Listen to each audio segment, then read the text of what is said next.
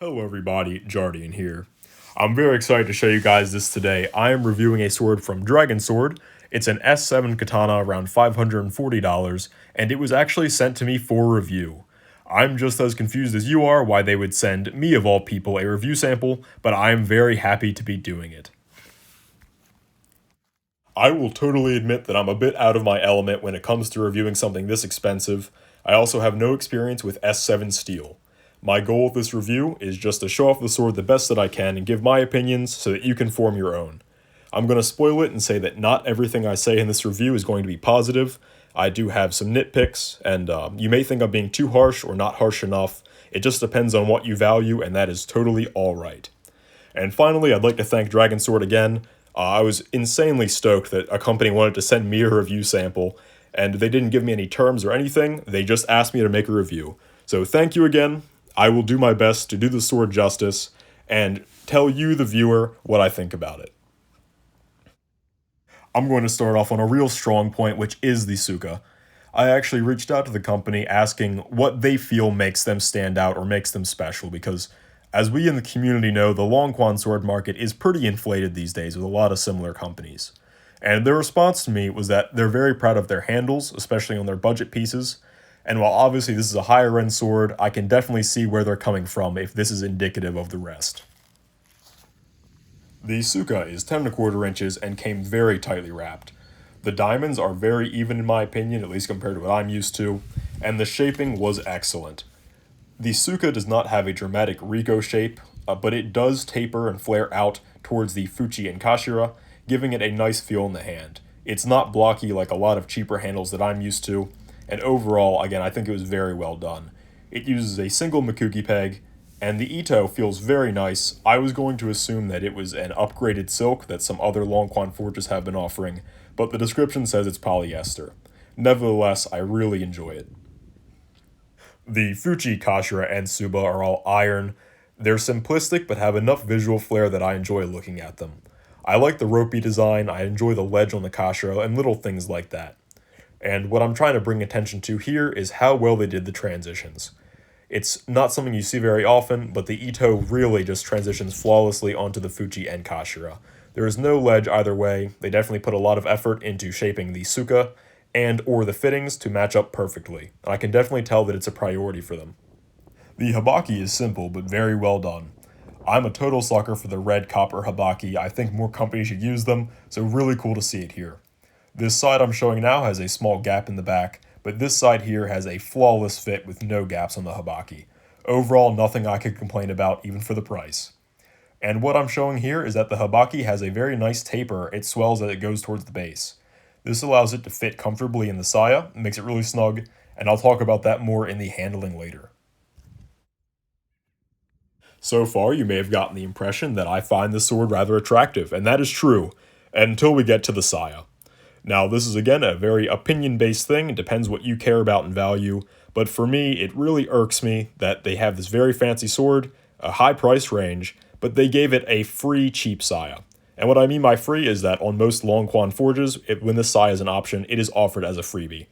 It is feather light painted on with a fake buffalo horn design on the ends, and to me, it just really stands out compared to the sword. They even put the nice thick brown Sageo on it, but that just makes it stand out more. I admit it doesn't look too bad from afar, but I really notice how cheap it is when I'm holding it. The saya fit is actually incredible. That just irked me more that they put so much work into making a beautiful draw on an otherwise just dirt cheap saya. I would have loved to see a nice natural wood finish or anything heavier duty. But credit where it's due, this is the best drawing sword that I own. The fit is fantastic. And finally, I can start talking about the blade. This is probably the main draw for most people. Again, this is an S7 katana. It's a bit of a rarer steel. It is supposed to have good edge retention, but maybe not as much durability as S5. That is according to their description, if I'm remembering that correctly. And to quickly go into some specs, the blade is 28 inches total above the guard. The motahaba, or width at the base, is 1 1/4 inches, and the sakihaba, or width near the yokote, is 7/8 of an inch. The spine of the sword is a 1/4 inch at the base, tapering down to 1/8 inch thickness at the tip. All of these measurements are pretty standard, and I do believe that was their goal, to try to create a normal dojo cutter that most people could use in their practice. The Kasaki is nicely done. It is a kokisaki, or generally looks small, and I did want to bring attention to the fact that it has a geometric yokote. That just means there is an actual difference in geometry as the blade transitions to the Kasaki, and while it's something you should expect at this price point, I did want to bring it up. The Kasaki is polished as well as the rest of the sword, which I should have mentioned did not come with the best polish. Something of note that happened as I was recording was that I tried to swing it into this half-rotten stump just to get some cool shots of the blade, and I noticed that it took a pretty good-sized scuff from that.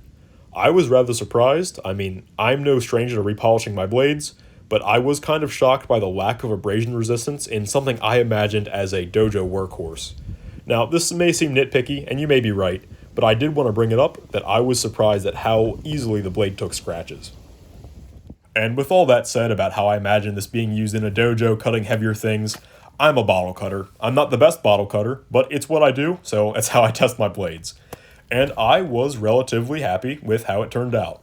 When I first got the blade, I thought it was pretty dull. It wasn't even like skin scraping sharp, but it did pass the paper test, so they polished it and profiled it enough that it could cut. I got some decent cuts on the bottles despite my lack of practice, and I even got a static in there. And this leads into my next thing, which is that after my little incident with the scuff log, I wanted to test out some blade durability. Again, the selling point of S7 is supposed to be edge durability, kind of like 1095 over a cheaper thing like 1060, so I wanted to put that to the test somehow. I didn't have anything better to cut than bottles, so I decided to go back to old reliable from my Sakabato video and freeze up some ice blocks. This may seem abusive, and maybe it is. This isn't anything objective, but I thought it would be a good test of how the edge would hold up. So you can see that my initial cutting did pretty well overall, and let's see how the edge performs after I get through all this ice. And now this is the cutting session right after cutting all that ice.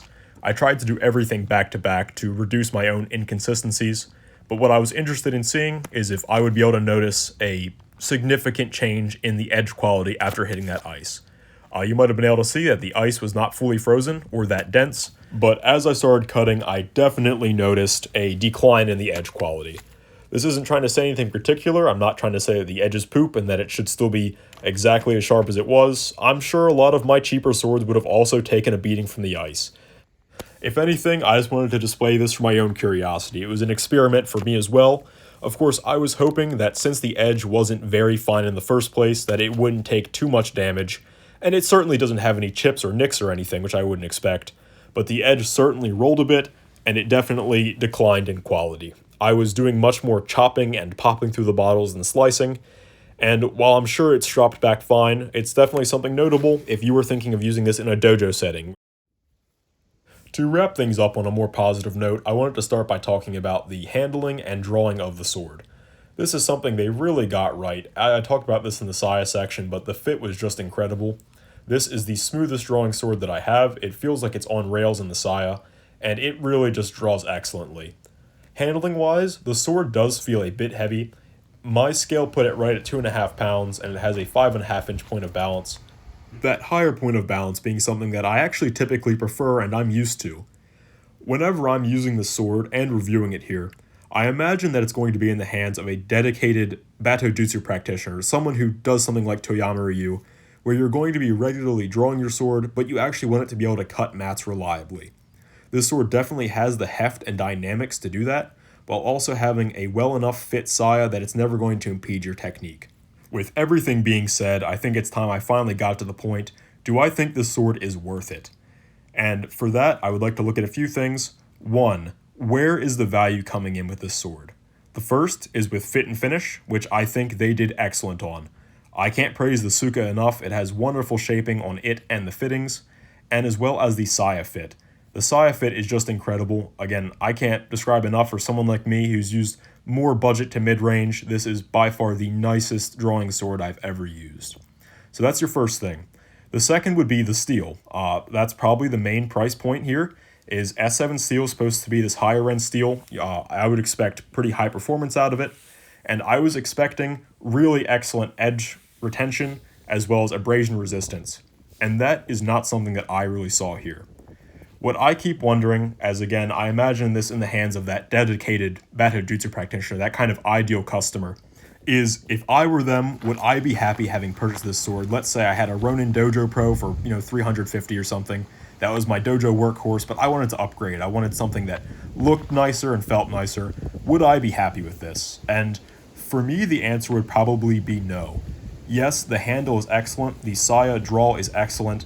I personally give it points off for the Saya, especially, again, for $540, which is a lot for me. If this was going to be my fancy new thing I was taking to the dojo, I wanted to have just a nice sword all around, I would not be happy with this very cheap Saya attached to it. It's not the ugliest thing, but it feels very cheap despite how well the sword actually fits into it. So that's something I wouldn't be happy about. And in addition, the blade itself. I'm not sure why this had to be S7 over, let's say, 1095. I know you shouldn't expect a higher end steel to just perform magically, but I did expect better abrasion resistance. It really took those scratches pretty badly. And I didn't see anything very impressive in the edge retention. It came with a sturdy, not that sharp edge, and it took a noticeable decline after hitting that ice. Which again, that's nothing objective. Ice is definitely a hard target, but that just reinforces my point. I think this sword could have been like $200 less, sold as a nice high-end 1095 sword, and still performed everything people would want it for. It would still be a great mat cutter. It's a bit heavy, but it could still be good for bottles, and overall it would be a better sell. Everybody, I hope you enjoyed this. I had a lot of fun doing my first ever review sample review, and despite the fact that I tried to get this out quickly, I hope that I showed enough and shared enough that you can kind of see what's on offer from this company and if they're for you. I do want to say, I know I didn't give the most glowing review here. I'm a very budget-minded person, so whenever something is being offered at a premium price, I'm pretty critical of it. And the ironic thing is that this company mostly offers budget to mid-range swords, a lot of which I was interested in. I like anything which has a weird design. I like companies that innovate. So it's ironic that I was sent this kind of expensive standard katana, which isn't quite my expertise. Despite all that, again, I hope you guys enjoyed. Thank you so much for watching, and I will see you next time.